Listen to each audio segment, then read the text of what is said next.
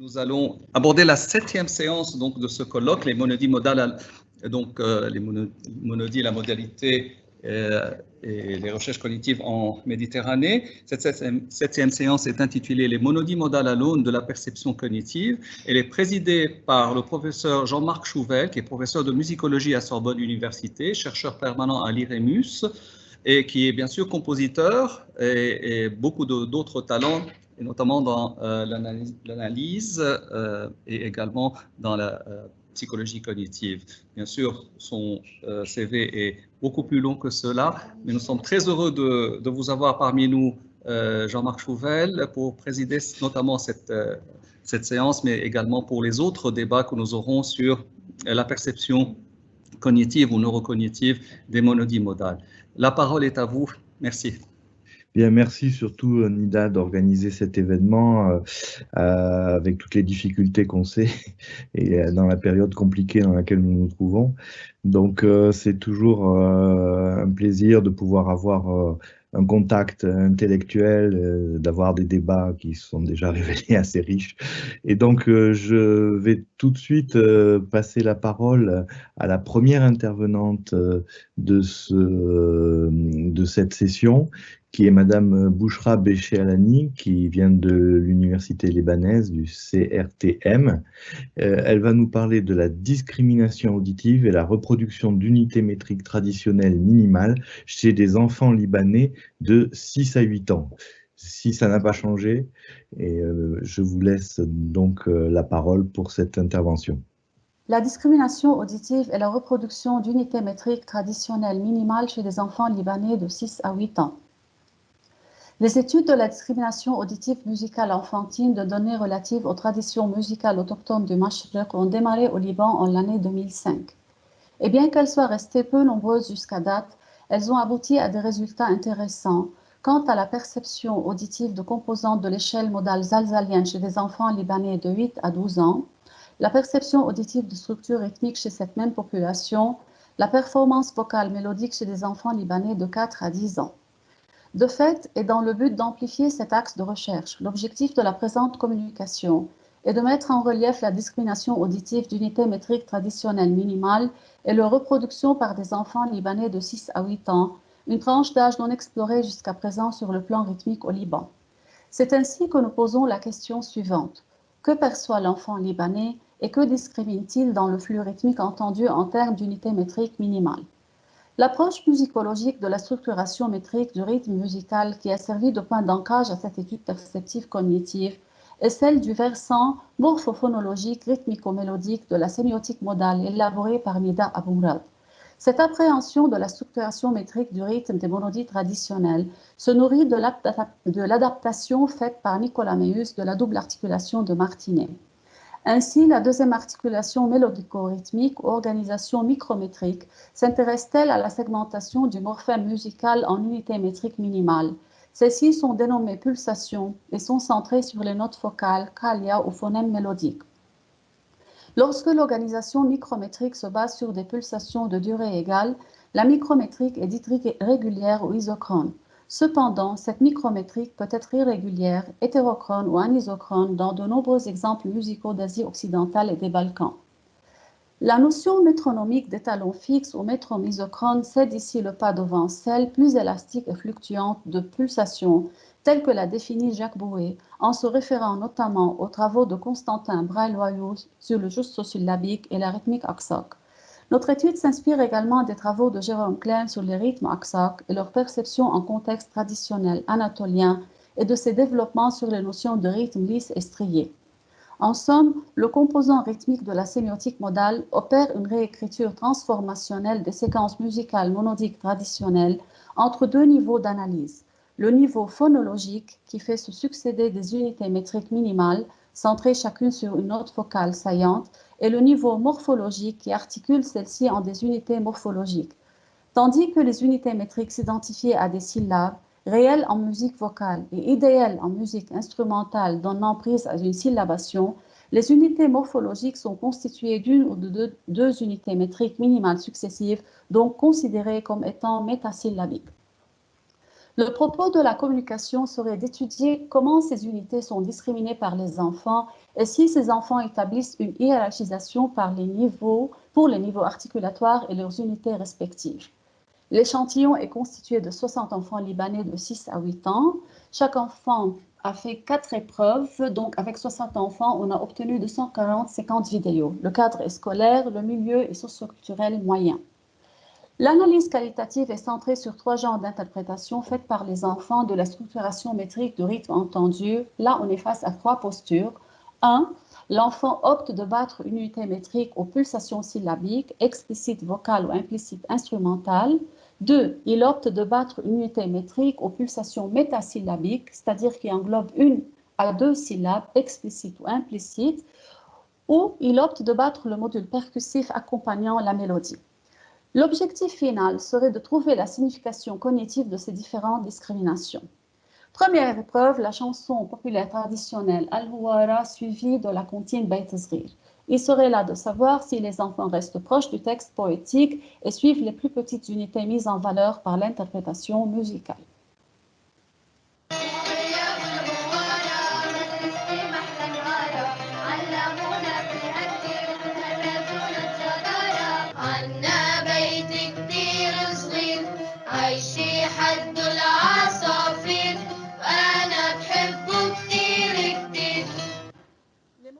Les percussifs binaires syncopés supportant la chanson et la comptine sont les suivants. Pour Al-Huwara, le Masmoud Saghir, et pour Bayt Sghir, le Maqsoum.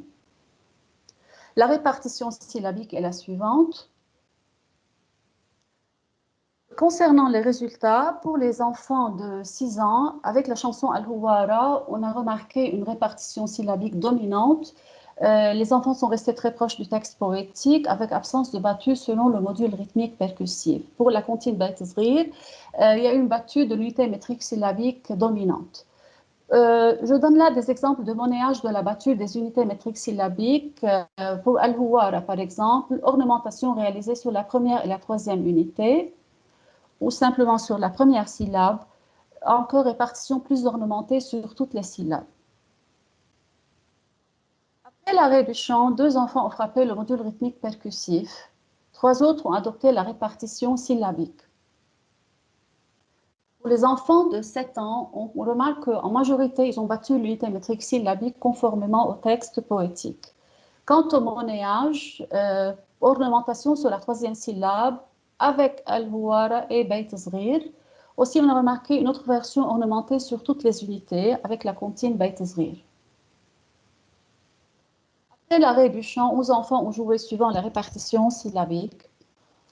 Les enfants de 8 ans ont en majorité battu la répartition syllabique et la répartition métasyllabique ornementée. Quelques modèles de répartition syllabique ornementée pour Al-Huwara, voilà 2 exemples, et 2 autres exemples pour Bayt Sghir. Après l'arrêt du chant, ornementation sur les premières unités, ornementation sur une seule unité. Voilà, je donne l'exemple d'un jeu. Élève numéro 13, fille, quel âge as-tu? 8 ans. Épreuve numéro 1.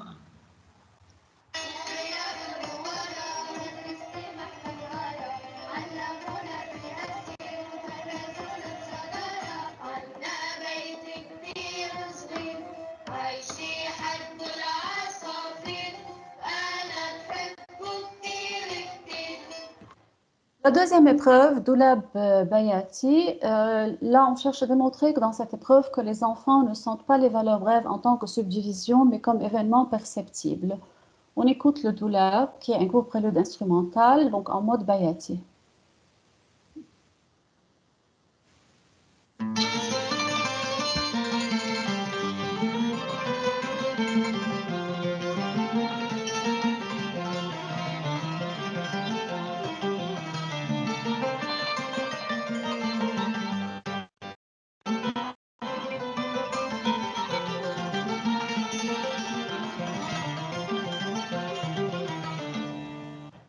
Le module rythmique percussif est le Maqsoum. La répartition syllabique est la suivante.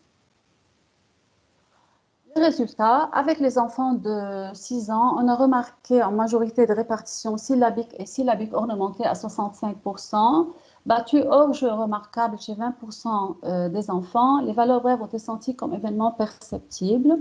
Le monnayage, exemple de répartition syllabique ornementée, mélange de répartition syllabique ornementée et métasyllabique. Voilà. Exemple de jeu aussi. Élève numéro 56, épreuve numéro 2, garçon, 6 ans.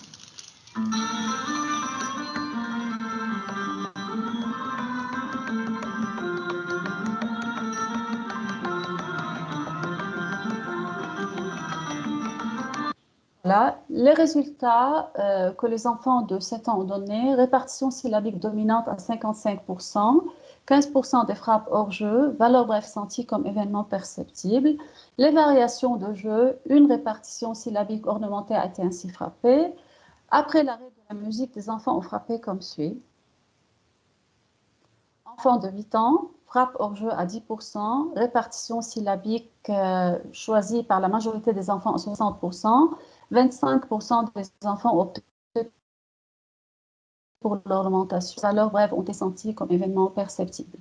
La répartition syllabique ornementée a été ainsi monnayée, soit remplissage de toutes les syllabes, soit réduction. Il y a encore d'autres exemples de monnayage, mais je présente quelques-uns là.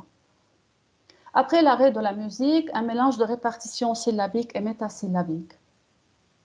On passe à la troisième épreuve, Muwashshah walladhi askara. Malgré la rapidité de l'interprétation musicale, nous supposons que les enfants sont capables de trouver le pattern, de le capter, de le reproduire et de s'accrocher aux unités minimales mises en valeur par l'interprétation musicale. Ils sont de fait également capables de remarquer le module rythmique percussif.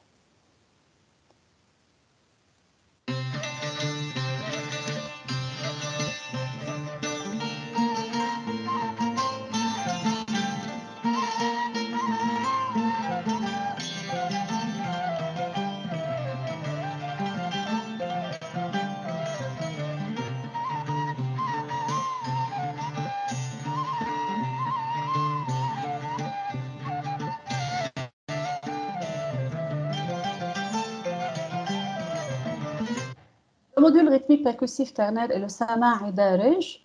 La répartition syllabique est proche de celle du module rythmique percussif.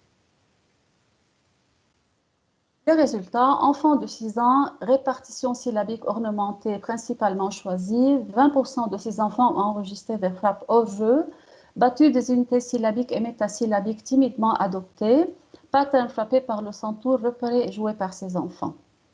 Aussi, ce pattern équivaut au module rythmique percussif, le sama' darij. Exemple de répartition syllabique ornementée, réduction. Et voilà, avec les enfants de 7 ans, repérage et jeu du pattern musical, répartition syllabique choisie à 40%, frappe hors jeu à 15%. Le mélange entre battu des unités syllabiques et métasyllabiques, il y a eu une répartition syllabique suivie d'une répartition métasyllabique. Là, les croches des mesures 3 et 6 uniquement frappées avec repère de la fin de la phrase musicale. Les résultats avec les enfants de 8 ans, les enfants ont été distingués par le jeu de pattern. La première cellule du pattern a été tapée avec la main gauche, le reste avec la main droite. Répartition syllabique à 50%, réalisation hors jeu réduite à 5%. Exemple de répartition choisie, jeu variant entre métasyllabique et syllabique tout en restant très proche du pattern, battu de l'unité syllabique ornementée. Un exemple. Élève numéro 32, épreuve numéro 3, fille 8 ans.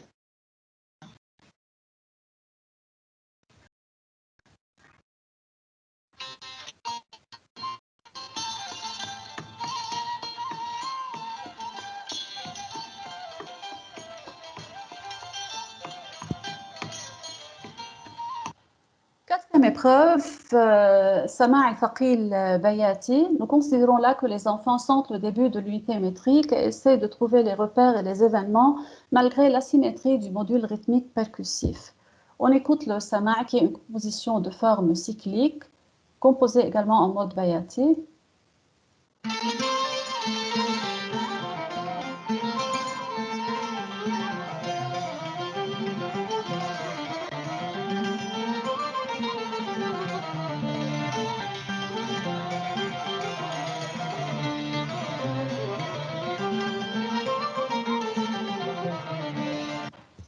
Voilà. Le module rythmique percussif à 4 pulsations bicron et le sama'i saqil. La répartition syllabique est la suivante. Les résultats, enfants de 6 ans, 35% ont enregistré des frappes hors jeu, 30% ont réalisé un jeu suivant la répartition syllabique ornementée, 25% ont opté pour la répartition métasyllabique. Nous avons remarqué qu'une même répartition syllabique ornementée a été choisie par certains enfants qui ont frappé tout au long de l'extrait des doubles croches. De 7 ans, répartition métasyllabique enregistrée à 45%, 15% pour la répartition syllabique et pour les frappes hors jeu, performance moyenne due à la rapidité du tempo, probablement, et à l'asymétrie du module rythmique percussif. Nous avons remarqué la même chose, des doubles croches frappées tout au long de l'extrait musical. Avec les enfants de 8 ans, on a eu une répartition métasyllabique à 45%, répartition syllabique à 20%, un mélange entre les deux à 5%, 10% de réalisation hors jeu et 20% des enfants ont battu le module rythmique percussif. La répartition métasyllabique a été jouée par un enfant avec accent sur les attaques. Aussi, un exemple de 3 répartitions syllabiques. 4 répartitions suivant le module rythmique percussif. Élève numéro 17, épreuve numéro 4, fille 8 ans.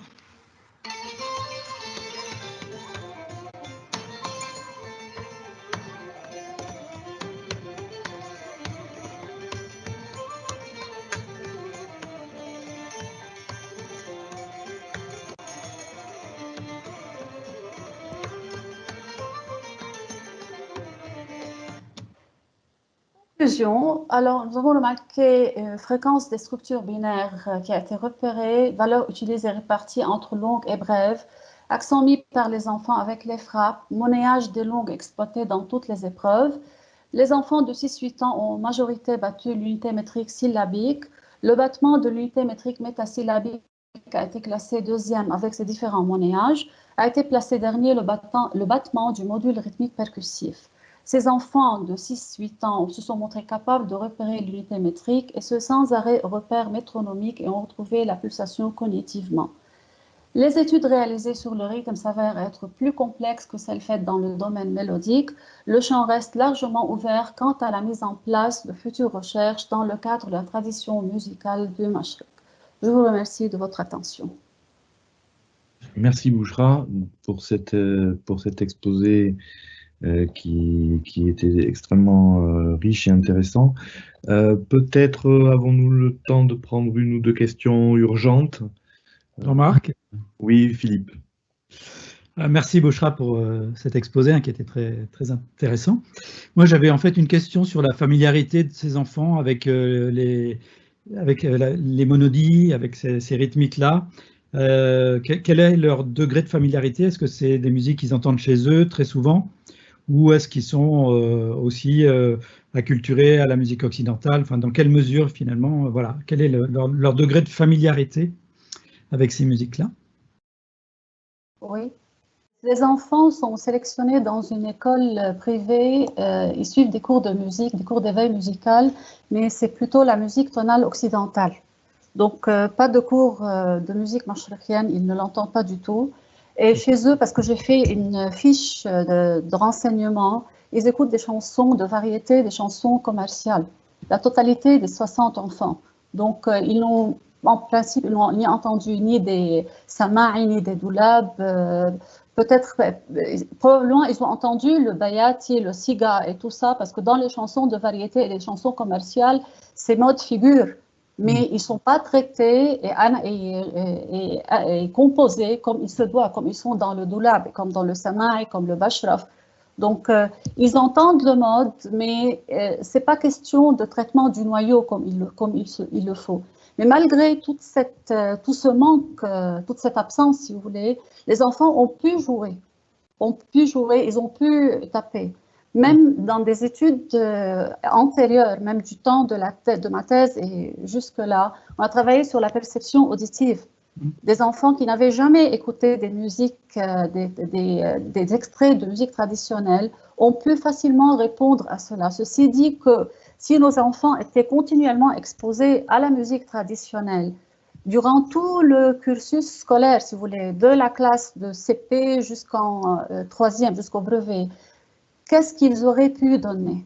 De quoi sont-ils privés, les enfants libanais, en général dans le cadre scolaire? Et je le dis non seulement d'après expérience au niveau de la recherche, d'après expérience scolaire. Et jusque-là, ça fait 14 ans que j'accompagne des stagiaires dans leur stage dans plusieurs écoles privées, publiques et dans plusieurs milieux sociaux. Ce problème, il est partout. Et c'est dommage qu'on ait ce problème. Donc, voilà, les enfants sont prédisposés, d'ailleurs comme tous les enfants du monde, mais ils sont, je sais pas, ils sont privés. Oui, ils ne sont pas suffisamment exposés. Non, non, non, non. Ouais. Il y en a qui ne le sont pas du tout. D'accord. Voilà. Merci beaucoup. À vous. Une autre question? Bien, merci beaucoup Bouchra pour cet exposé qui a le mérite. Il y avait une autre question? Non. Qui a le mérite surtout de mettre sur le devant de la scène l'élément temporel qu'on a un peu évité jusqu'à présent. Peut-être Nida a une question? Non. Et puis il y avait une question d'Anas Grab, le Mouachah Biladi, est-ce qu'elle est interprétée par qui? Voilà. L'exécution. Anas Grab, je pense oui, l'exécution. C'est Dr Hayaf Yassine avec l'ensemble de Beit el-Moussi'a. C'est tiré de la méthode que nous avons travaillée il y a 6 ans. D'accord. Donc ça, c'est une question, je pense que vous... tout ce que vous avez entendu est joué par Dr Hayaf Yassine et les membres du Takht. Et donc, bon, je ne sais pas, la question d'Ahmed dit, est-ce que Sama et Saqib, comme dans Sama et Saqib, est une forme? Je pense que la question, c'est concernant cette terminologie.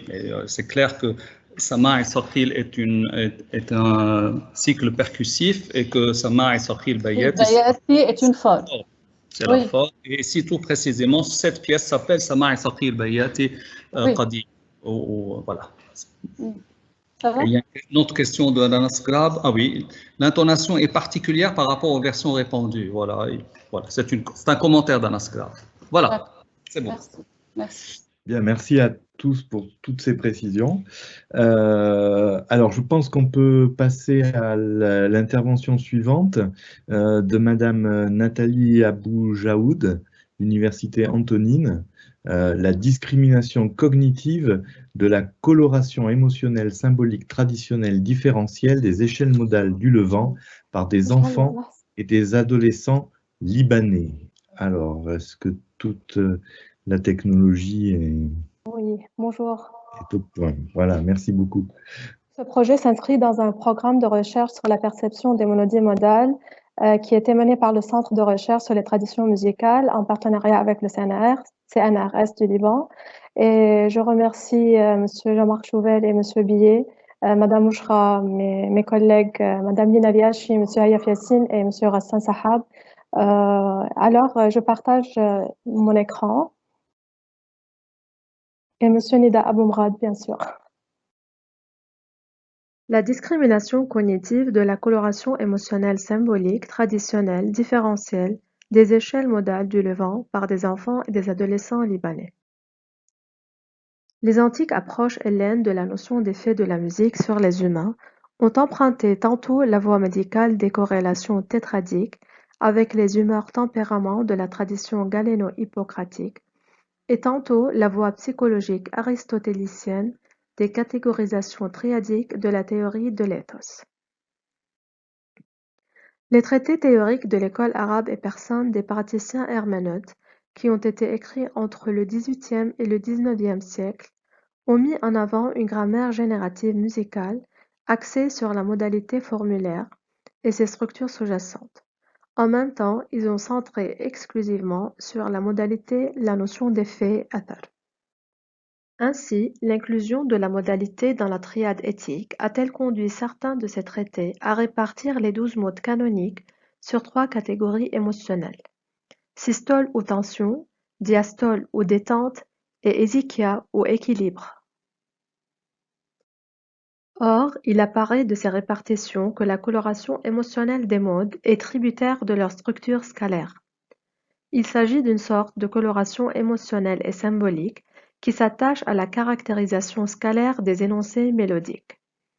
Le resserrement des intervalles serait propice à un ethos systolique, tandis que la pleine inféodation à la norme zalzalienne, mode Rast, est associée à un ethos diastolique, et un resserrement modéré dans la norme zalzalienne, mode Bayati, renvoie à un ethos hésycastique. Partant de ce cadre théorique, une étude expérimentale a été conçue en 2019 par une équipe du CRTM pour vérifier si ces colorations éthiques émotionnelles assignées par la tradition à la modalité structurale ou scalaire sont perçues en tant que telles par des enfants et des adolescents libanais. Cette étude psychologique expérimentale de la discrimination cognitive de la sémantique scalaire sous-jacente des monodies modales traditionnelles du Levant est centrée sur un matériau mélodique restreint avec une minimisation des paramètres mis en jeu. Il s'agit de trois modes fréquemment employés dans les traditions du Levant, Rast, Bayati et Saba. Cependant, les échelles Rast et Bayati se distinguent entre elles par l'emplacement de la finale, donc par l'aspect de l'agencement intervallique du pentacorde de base, soit l'échelle du Rast, un ton, trois quarts de ton, trois quarts de ton, un ton, l'échelle du Bayati, trois quarts de ton, trois quarts de ton, un ton, et l'échelle du Saba, trois quarts de ton, trois quarts de ton, seconde mineure et seconde augmentée. Ainsi, la principale question de recherche se formule-t-elle comme suit. Les enfants et les adolescents perçoivent-ils une augmentation de la détente en passant de l'échelle du Saba à l'échelle du Bayati et de l'échelle du Bayati à l'échelle du Rast? Autrement dit, ces enfants et ces adolescents discriminent-ils les séquences musicales monodiques modales traditionnelles en fonction de la différence de coloration émotionnelle qui serait plus ou moins tendue systolique ou détendue diastolique? Le protocole expérimental et les résultats. Avant de décrire le protocole de l'étude expérimentale et d'en présenter ses résultats, il convient de noter que sa réalisation a été fortement entravée d'abord par les manifestations et les grèves depuis le 17 octobre 2019, puis par la crise sanitaire et la fermeture des établissements scolaires. Les résultats qui sont présentés ici doivent donc être considérés comme provisoires et incomplets, notamment pour l'échantillon des adolescents. Le travail de terrain se poursuivra au cours des semaines et mois à venir pour obtenir un échantillon plus significatif concernant la tranche d'âge de 13 à 16 ans. L'échantillon ciblé jusqu'à date par l'étude est formé de 300 enfants et adolescents de 7 à 12 ans, 141 filles et 159 garçons élus dans un milieu scolaire. Ils n'ont généralement pas été initiés aux traditions musicales levantines dans leur cadre scolaire. En outre, à peu près 24% parmi eux pratiquent un instrument occidental ou oriental au Conservatoire national de musique ou dans une école de musique. Le choix d'instruments étant le piano, la guitare, le violon, la flûte, la percussion arabe, la batterie et la trompette. Les trois premières épreuves montrent la discrimination cognitive de la sémantique scalaire sous-jacente des monodies modales traditionnelles du Levant, centrée sur les trois modes, Rast, Bayati et Saba. Ces épreuves suivent la même méthode. Les enfants et les adolescents devaient discriminer l'appartenance d'un extrait musical ayant subi un changement dans la structure intervallique de l'échelle modale à l'un des trois modes. Nous prenons comme exemple la première épreuve. Les enfants et les adolescents ont écouté une phrase introductive en mode Rast à plusieurs reprises.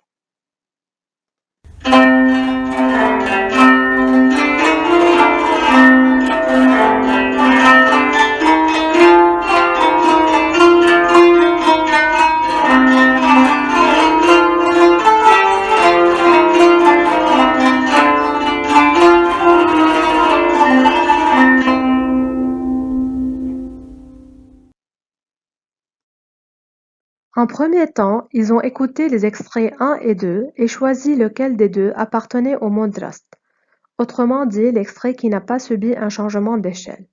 sachant que les deux extraits sont identiques entre eux du point de vue de la formulation rythmico-mélodique, de l'instrumentation et du même registre.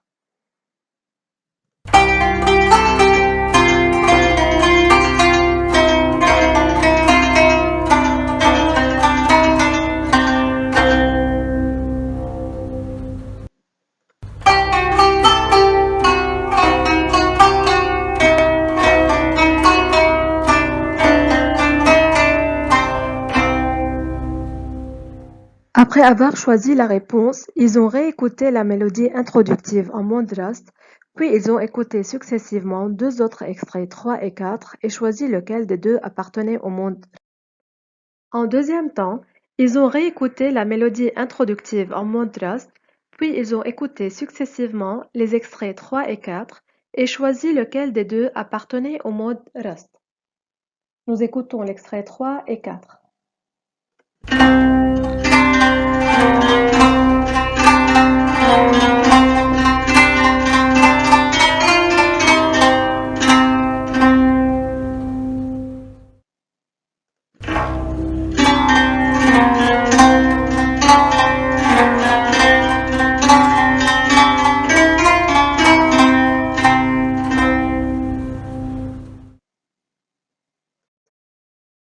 Comme le montre ce tableau, les enfants et les adolescents de tous les âges ont repéré l'appartenance au mode Rast avec un pourcentage de 64% et 77%.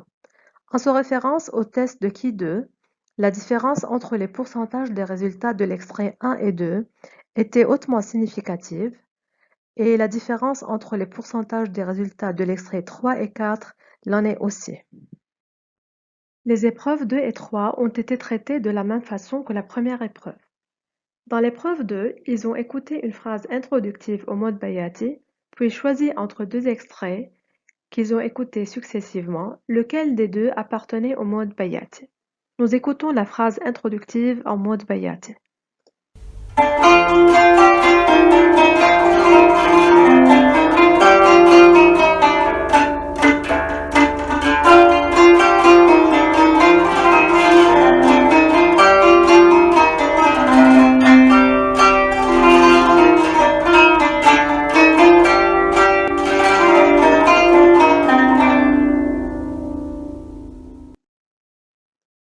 Nous écoutons les deux extraits 1 et 2, dont le premier appartient au mode Bayati et le second n'appartient pas au mode Bayati.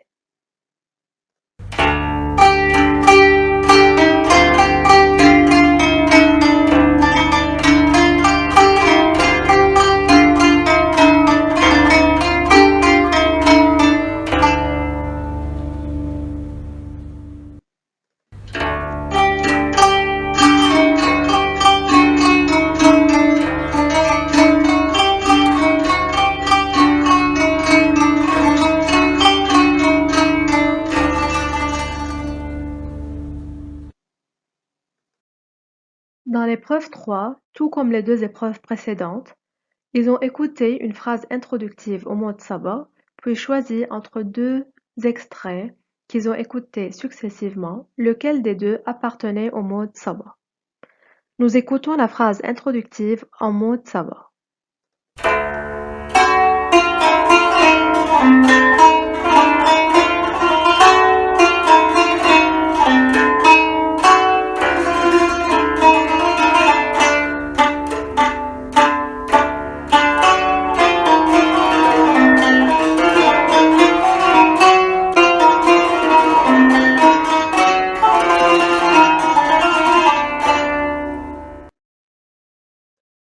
Nous écoutons les deux extraits 1 et 2, dont le premier appartient au mode Saba et le second n'appartient pas au mode Saba.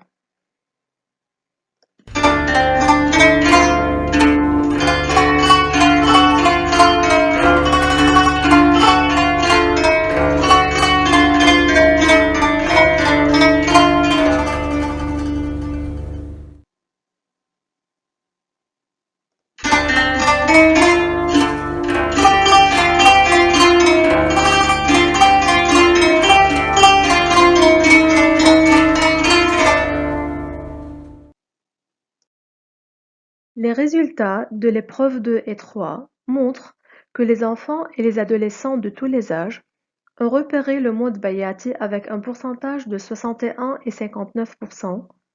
Ainsi, la différence entre les résultats de l'extrait 1 et 2 est hautement significative. De même, la différence entre les pourcentages des résultats de l'extrait 3 et 4 est aussi significative.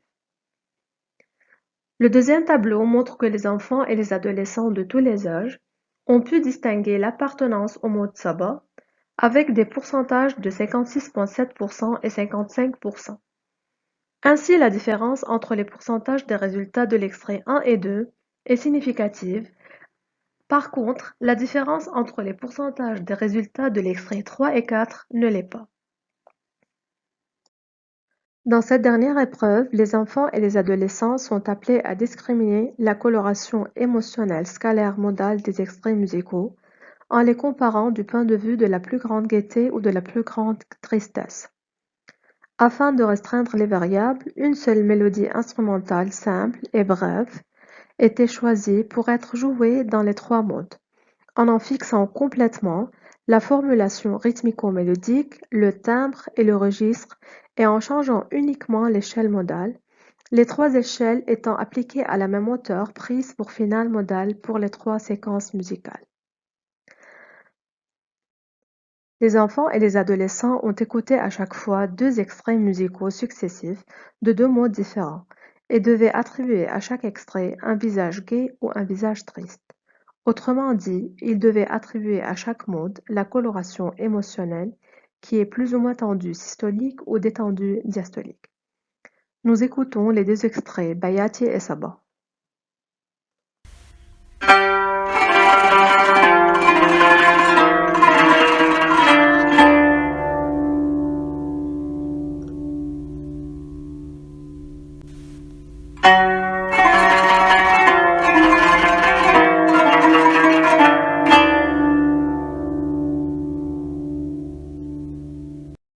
Deuxièmement, le Saba contre le Rast.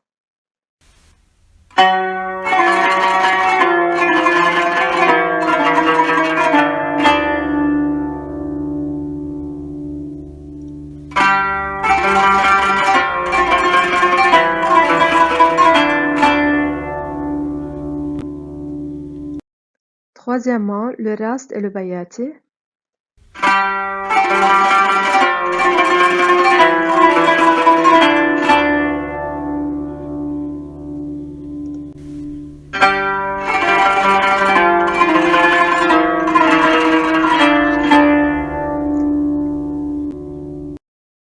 Les résultats de la dernière épreuve montrent que les enfants et les adolescents ont pu attribuer une coloration émotionnelle détendue au mode Bayati et Rast quand ils étaient comparés avec le mode Saba, avec des pourcentages de 58,7% pour le mode Bayati et 60% pour le mode Rast.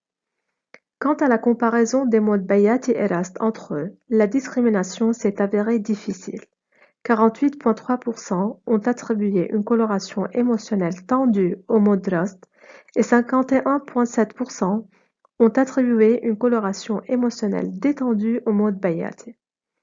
En se référant au test Ki2, la différence entre les pourcentages des résultats de la coloration émotionnelle entre le mode Bayati et le mode Saba, ainsi entre le mode Saba et Rast, est significative. Quant à la différence des résultats de la coloration émotionnelle entre le mode Rast et le mode Bayati, elle n'est pas significative. En résumé, les résultats permettent d'affirmer que les enfants et les adolescents discriminent auditivement la sémantique scalaire sous-jacente des monodies modales traditionnelles du Levant, et qu'il est probable que cette discrimination se fait principalement en fonction des nuances dans la différenciation de la coloration émotionnelle en termes de tension croissante ou de détente décroissante. En tout cas, l'excès dans le resserrement des intervalles de l'échelle zalzalienne altérée du mode Saba a été implicitement mis en relation avec un excès de tension émotionnelle perceptive en comparaison avec l'échelle zalzalienne commune au mode Rast et Bayati. La différenciation entre les échelles de ces deux modes inhérente à l'emplacement de la finale et la tierce de cette finale, moyenne pour Rast et mineure pour Bayati, n'a cependant pas été statistiquement probante, en tout cas du point de vue de la coloration émotionnelle. L'investigation de ce point requiert une étude plus affinée qui reste à faire. Peut-être cela serait-il lié à un manque d'exposition aux traditions musicales levantines et à l'absence de l'étude de ces traditions dans les classes de musique de la très grande majorité des établissements d'enseignement scolaire. Merci pour votre attention. Bien, merci à vous, Nathalie, pour cet exposé. Je vais tout de suite demander s'il y a des questions, des demandes de précision. Oui, il y a quelque chose dans les extraits 3 et 4 du mode Bayat, il y avait les deux phrases qui ont été mises à l'envers, c'était une faute.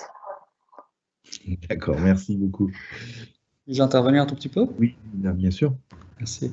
On travaille un peu ensemble sur ces questions. Je crois que ça pourrait être une des questions soulevées au sein de la table ronde tout à l'heure, parce que là, d'une manière sous-jacente à ces épreuves et un peu à ces conclusions, il y aurait la question des universaux cognitifs. C'est-à-dire, est-ce que la perception d'une plus ou moins grande tension ou détente, ou plutôt gaieté ou tristesse, en comparant cette échelle de Sabah avec les autres échelles modales, donc Bayat et Erast, est-ce que le fait de pouvoir affecter à ce Sabah quelque chose qui serait beaucoup plus systolique que les autres, est-ce que ça dépendrait d'un contexte culturel, d'une acculturation psychologique, d'une habituation à de telles échelles modales, ou bien est-ce que ça pourrait relever d'un universal cognitif? Ça, c'est une question. D'ailleurs, dans la comparaison entre Rast et Bayati, cette question a été posée par Nathalie Aboujardi ici. Est-ce que le fait que les enfants puissent écouter plus fréquemment ces musiques, est-ce que ça favoriserait le fait de pouvoir discriminer entre Rast et Bayati, l'un qui serait plutôt un peu plus diastolique que l'autre, parce que dans le Rast, il y a une tierce moyenne à la base, alors que dans le Bayat, il y a une tierce mineure à la base. Donc, c'était ça l'hypothèse, c'est que peut-être que le fait d'avoir une tierce moyenne serait plus diastolique qu'une tierce mineure. Je n'affirme rien, je pose une question, je la pose à tous, à toutes et tous. Est-ce que cette question de resserrement des intervalles, des emplacements des intervalles, est-ce que cette perception-là, du point de vue de la coloration émotionnelle, est-elle forcément dépendante du contexte culturel, de l'habituation, ou est-ce que ça ne pourrait pas être considéré comme un trait un peu plus universel? Je crois que si on fait passer cette batterie de tests à des enfants français, je pense qu'on pourrait recueillir des résultats assez analogues. Voilà, c'est une hypothèse. Oui, ça pose la question de savoir en fait si ces modes, en fait, enfin oui, qu'est-ce qu'on appelle tension dans ce cas-là, quoi? C'est-à-dire que est-ce que c'est lié uniquement à l'intervalle? Ça, c'est pas sûr. Attention, dans la batterie, je voudrais quand même signaler la chose, c'est que les exemples musicaux sont complètement identiques du point de vue formulaire, sur le plan du timbre, du registre, etc. C'est-à-dire qu'il y a le seul paramètre qui a changé entre ces exemples-là est strictement celui des intervalles. Donc c'est pour cela que, en fait, c'est vraiment centré sur ce données-là, et que dans ce cas-là, il serait, disons, légitime de penser que en fait, la discrimination se fait strictement sur le plan émotionnel. On leur pose une question, est-ce que ça c'est plus gai? J'oublie l'attention.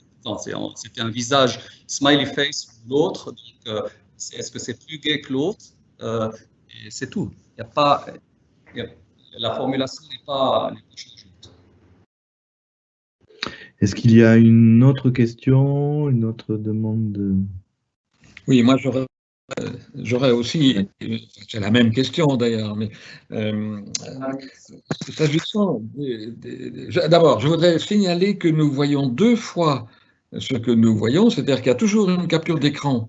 Et je pense que ça ralentit un peu le tout. Mais bon, je vous laisse régler ça, ça n'est pas extrêmement gênant, simplement les images se figent un peu à cause de ça. J'avais fait une expérience avec mes étudiants occidentaux, donc dans mon cours de théorie modale grégorienne, de leur jouer le mode de Ré, Ré, Mi, Fa, Sol, La, Si, Do, Ré, le mode de je ne sais plus lequel était l'autre, et puis le mode de Do transposé sur Ré, c'est-à-dire de faire une fois des échelles différentes à la même hauteur, et une fois les mêmes échelles, mais à des hauteurs différentes. Et le résultat montrait que les étudiants français, en l'occurrence, étaient beaucoup plus sensibles à la hauteur qu'à la structure intervallique. Et ça, c'est un point que vous n'avez pas considéré ici. Est-ce que les étudiants libanais ou les enfants libanais que vous avez mesurés ou étudiés sont plus sensibles à la hauteur ou aux intervalles? Je pense qu'ils sont plus sensibles que les Français aux intervalles. Parce que ce qui me frappe dans Bayati et dans Rast, c'est que l'échelle est la même. Elle ne diffère que par la position de la finale. Et ça, c'est un point général. Dans la modalité occidentale, l'échelle est toujours la même. C'est toujours l'échelle diatonique, et il n'y a que la position de la finale qui fait varier les échelles. Alors évidemment, vous travaillez sur des très petits fragments, donc sur un pentacorde souvent, qui varie évidemment et qui varie dans sa structure intervallique, mais je pense qu'il y a plus que seulement l'échelle dans cette affaire. Il y a aussi la transposition, la hauteur des sons, et il est évident que les deux modes qui sont réellement alsaciens sonnent très différemment du troisième qui n'est pas complètement dans le système alsacien. Oui, il faut dire que ce qui change entre les trois phrases ou les trois modes, ce sont les intervalles de tierces. La tierce diffère à chaque fois. Bon, c'est pas juste la hauteur ou la finale. Oui, c'est-à-dire que normalement, dans le Rast, il y a quelque part aussi une tierce mineure. Alors peut-être qu'elle n'est, comme la mélodie ne couvre pas toute une octave, on ne l'entend pas. Mais ça tient exclusivement à la tessiture de cette mélodie. Encore une fois, dans les modalités grégoriennes, où on couvre plus souvent toute l'octave, à ce moment-là, l'échelle ne diffère vraiment que par la position de la finale. Bien. Est-ce qu'il y a d'autres questions? Si vous voulez répondre à cette remarque.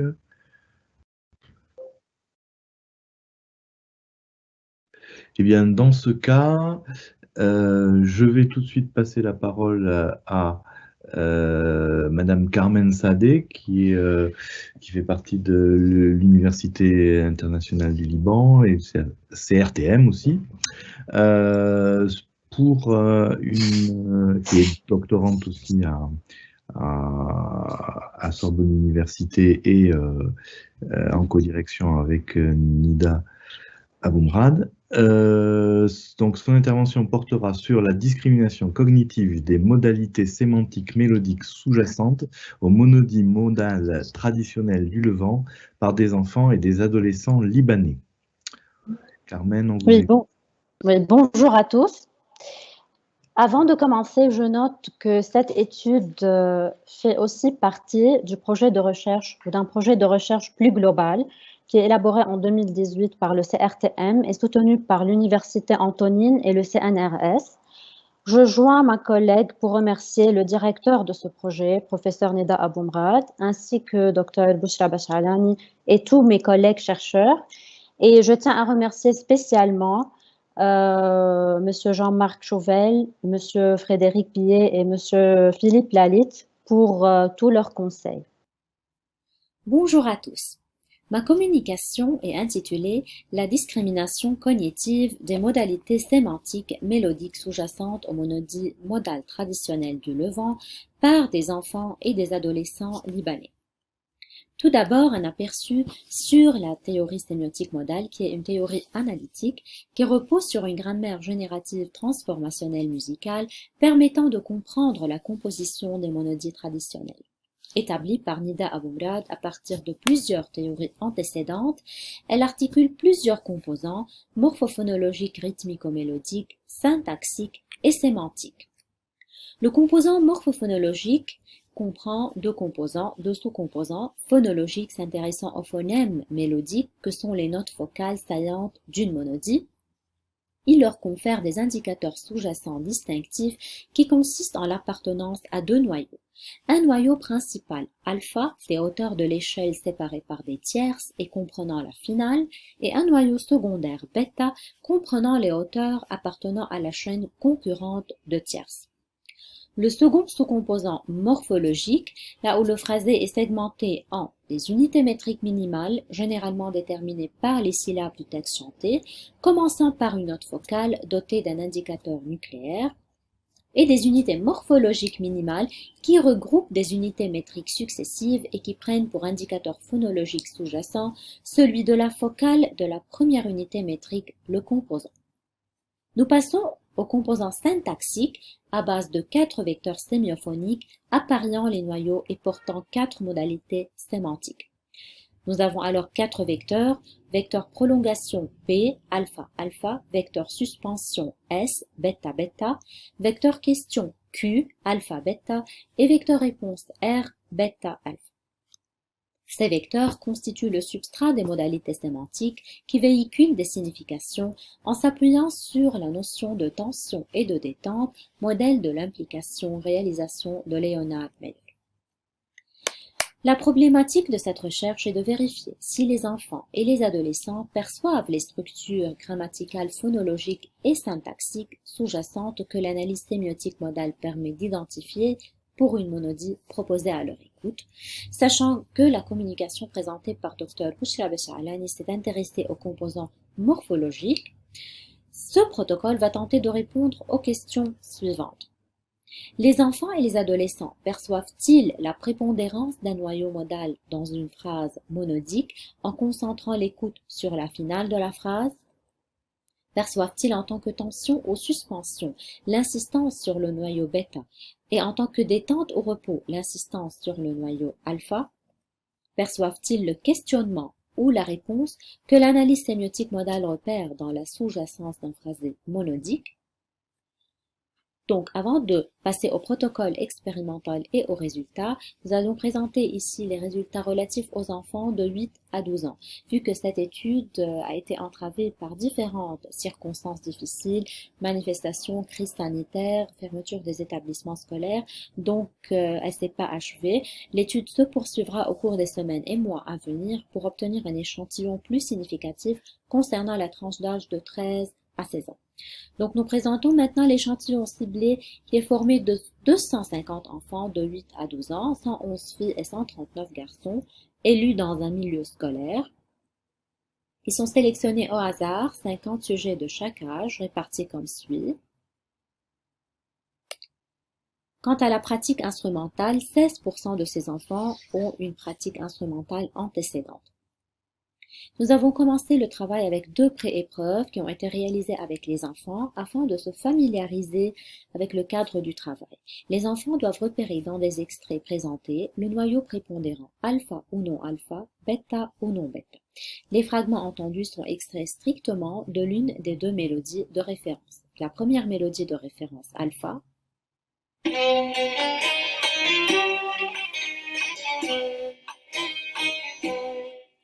On fait écouter un extrait strictement tiré de cette séquence.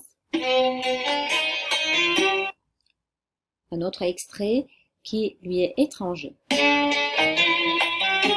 Et la même façon avec bêta, une mélodie de référence.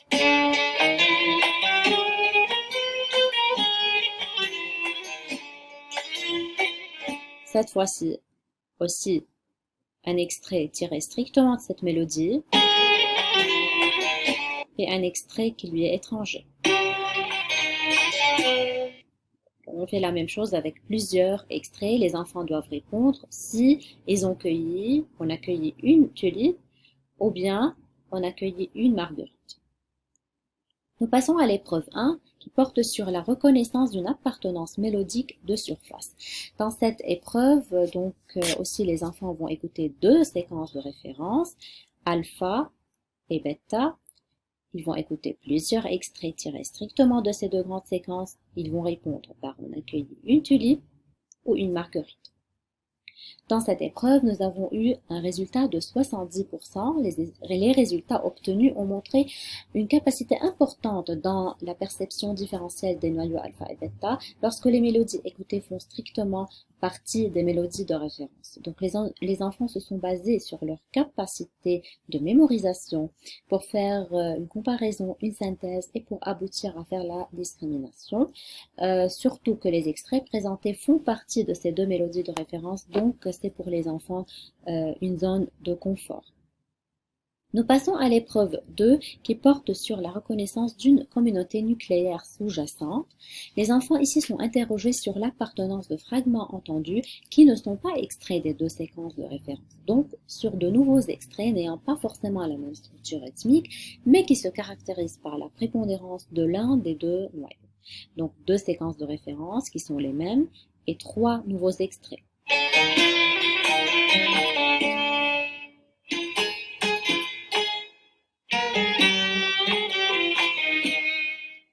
Les résultats de cette épreuve nous amènent à déduire que lorsque les enfants ont été exposés à des extraits complètement nouveaux, donc ne faisant pas partie des deux mélodies de référence, leur capacité discriminative a diminué. Nous avons eu un résultat de 50%. Alors, on peut dire que les extraits choisis pour cette épreuve qui ont différentes structures rythmiques, ça peut avoir constitué une certaine complexité. De plus, le fait de leur présenter deux mélodies de référence aussi, ça peut avoir un effet perturbateur. D'ailleurs, notre hypothèse concernant la perception des noyaux a mérité une étude supplémentaire, donc pour poser plus de questions, pour savoir dans quelles conditions les enfants feront-ils preuve d'une meilleure perception des noyaux. Pour cela, une deuxième épreuve affinée a été conçue à l'issue de ces premiers résultats et a été réalisée jusqu'à maintenant avec 60 enfants. Donc, on présentera la méthodologie et les résultats un peu plus loin dans cette présentation. Nous passons maintenant à l'épreuve 3, le repérage de postures de tension et de détente. Donc, ici, l'épreuve repose sur une métaphore, la métaphore d'une fillette qui saute tantôt sur un pied, donc c'est l'instabilité, et tantôt elle arrive sur deux pieds, donc stabilité.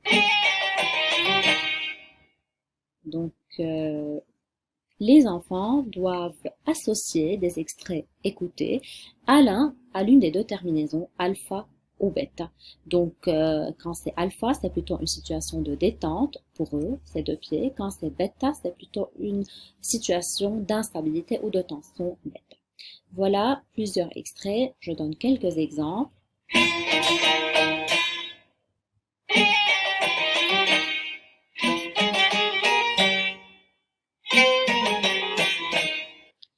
Dans cette épreuve, nous avons eu un résultat de 60,20%. Donc le fait d'arriver sur bêta ou sur alpha s'est traduit par des effets affectifs et cognitifs dans plusieurs situations. Les enfants ont pu sentir le repos ou bien la suspension liée aux terminaisons suivant leur appartenance au noyau alpha et bêta. Et surtout lorsque les extraits se terminent par la tonique, un peu moins quand ils se terminent sur une tierce. Dans la dernière épreuve, qui est inhérente directement aux modalités sémantiques, donc elle tente de vérifier si l'enfant perçoit une évolution du noyau alpha vers le noyau bêta comme questionnement, et l'inverse, donc du noyau bêta vers le noyau alpha comme réponse. Là aussi, nous avons eu un résultat de 70,5%, donc les enfants ont fait preuve de pouvoir vraiment repérer les modalités sémantiques. Nous passons à l'épreuve supplémentaire qui est constituée de deux parties, alpha A et B, qui a été conçu à l'issue des premiers résultats qu'on a eus. Dans quelles conditions les enfants feront-ils preuve d'une meilleure perception? Nous présenterons dans ce qui suit la méthodologie qui a été adoptée et les premiers résultats. L'échantillon ciblé est formé de 60 enfants de 10 et 11 ans, 30 filles et 30 garçons. Dans la première épreuve, nous avons conçu de nouveaux extraits qui sont plus réduits avec une structure rythmique constante.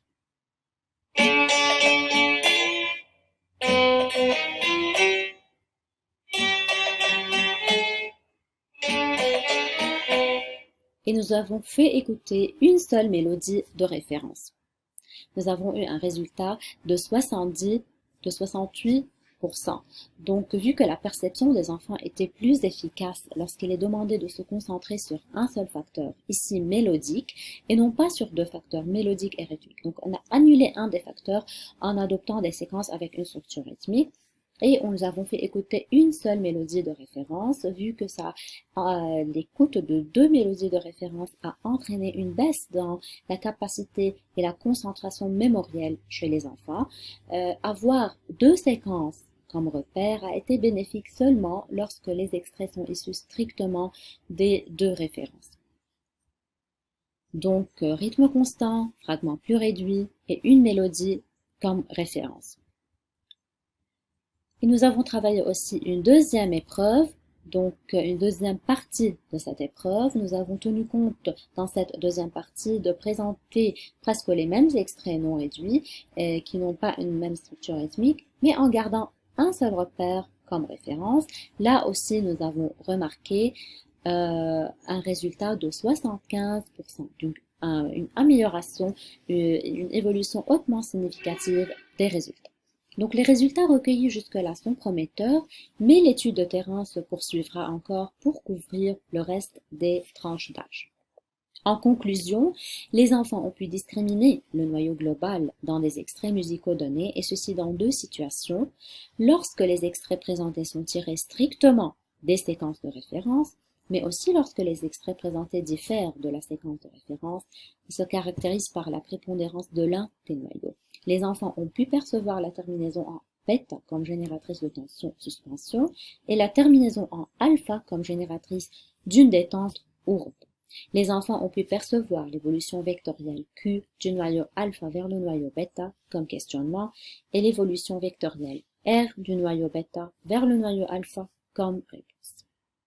Merci. On aurait envie de savoir la raison des cas où il n'y a pas de reconnaissance, notamment quand les questions ont l'air quand même très triviales, enfin très fortes, quoi, pas poser de problème. Il y a quand même 25% d'enfants qui ne répondent pas. Est-ce que vous avez essayé de comprendre si c'était, parce que ça peut être le cas, que les enfants n'ont pas bien compris la question, qui sont distraits, etc., parce que c'est quand même des enfants.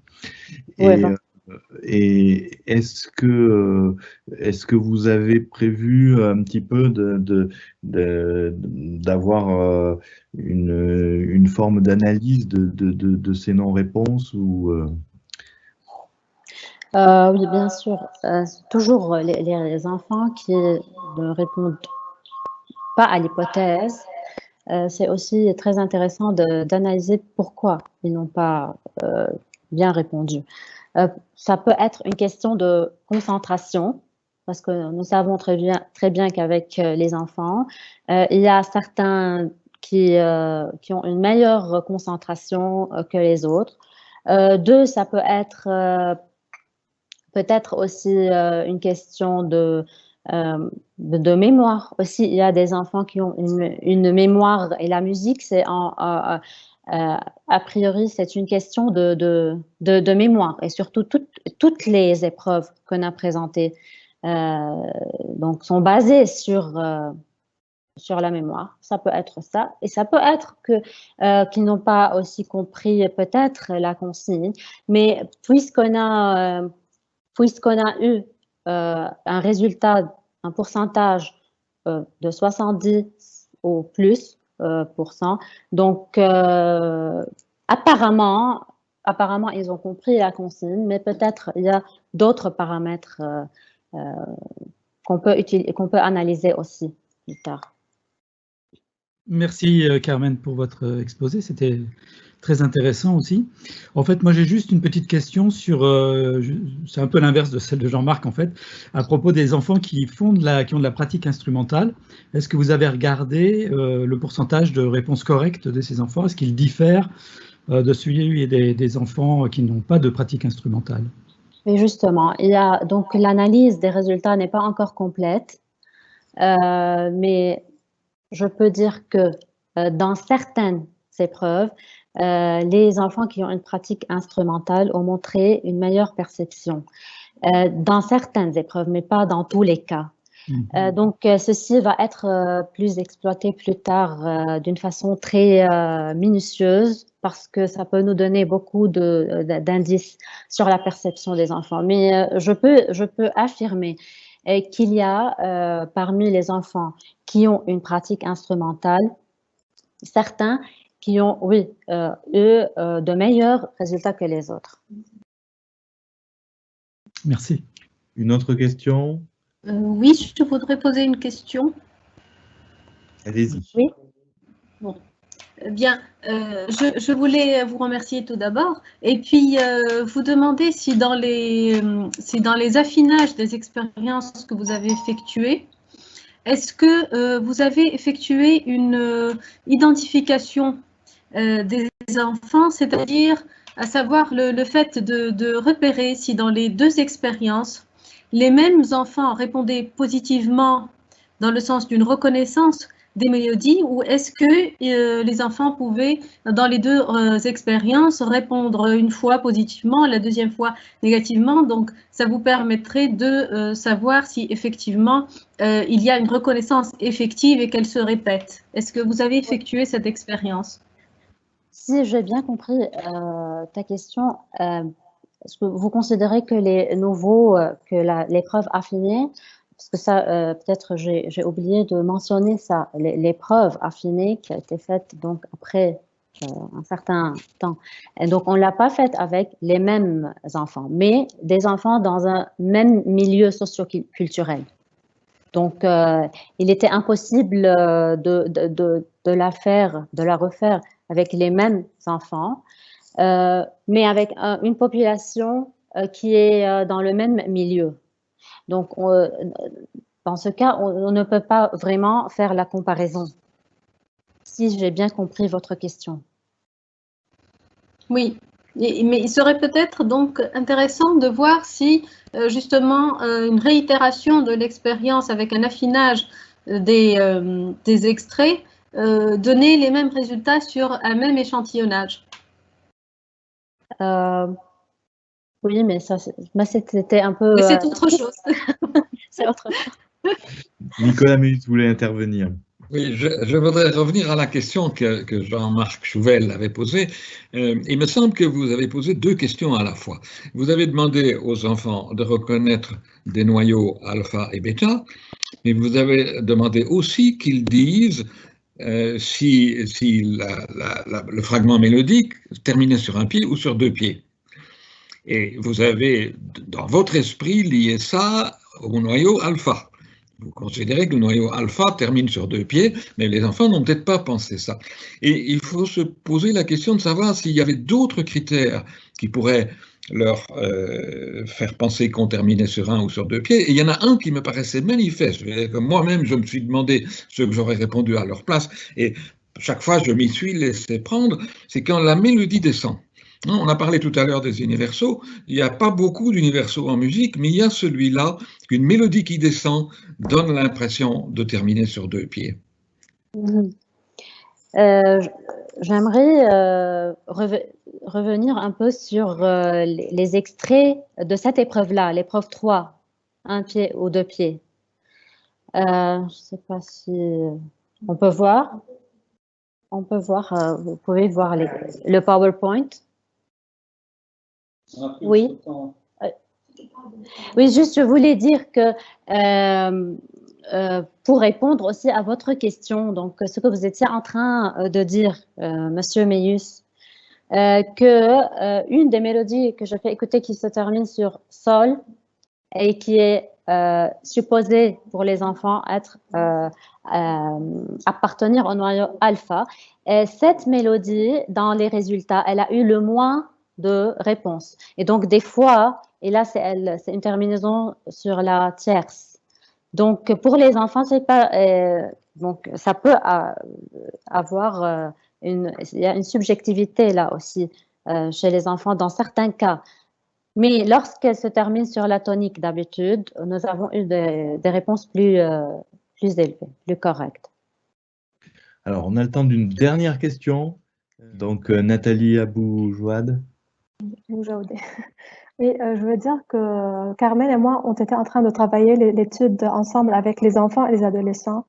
Et j'ai travaillé avec un petit échantillon durant ma visite en France l'année dernière. On a travaillé avec une quarantaine d'enfants avec les mêmes études. Pour les Français, c'était un peu difficile de discriminer, mais on les a aidés à regarder la finale et la comparer avec le début et tout ça. C'était un peu compliqué pour eux, mais enfin, je parle aussi pour la discrimination scalaire. Ils ont pu discriminer une tension vers le mode Saba plus que le mode Bayat et Erast, mais avec une petite significativité. C'était juste un échantillon pour essayer si on peut lancer l'étude plus après avec d'autres enfants. Et pour la modalité sémantique, est-ce que vous avez eu des résultats? On a eu des résultats, mais pas très haute significativité aussi. Mais ils ont perçu quand même certaines... Ils ont pu percevoir, Très oui. bien. Bien, ben, s'il n'y a pas d'autres questions, on va vous remercier tous de cette participation à cette séance fort intéressante et complexe. Hein, on a vu toutes les questions que tout cela pose, c'est pas très facile, mais c'est aussi la confrontation avec la réalité de notre écoute musicale et ça c'est extrêmement précieux et il faut avancer. Merci à tous et à toutes et à tous. Et puis, Nida, tu as peut-être des consignes pour la suite. Merci beaucoup, Jean-Marc, de cette séance, de l'avoir si bien menée. Je voudrais simplement dire que nous passons tout de suite à la séance suivante. Donc, nous allons fermer celle-ci pour que nous puissions avoir Hervé Platel pour sa conférence. Donc, merci pour tout, aux trois intervenantes et au président de séance. Et à tout de suite.